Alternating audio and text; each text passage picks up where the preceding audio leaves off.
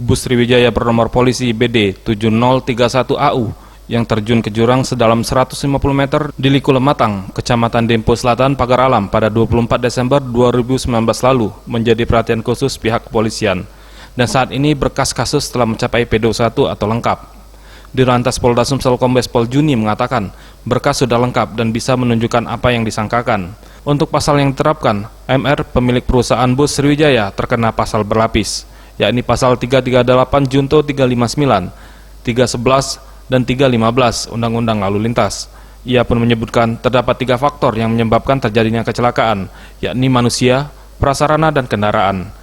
Ditambah lagi kondisi bus sudah sangat memprihatinkan dan berusia 20 tahun, dan juga didapatkan komponen rem tak berfungsi dengan benar dan tak layak jalan.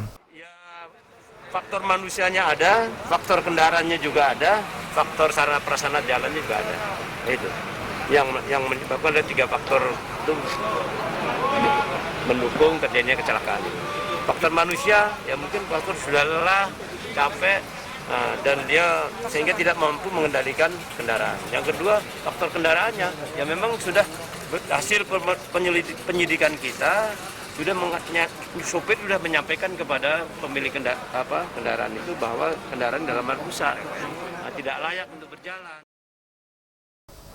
Tim Liputan Sriwijaya TV.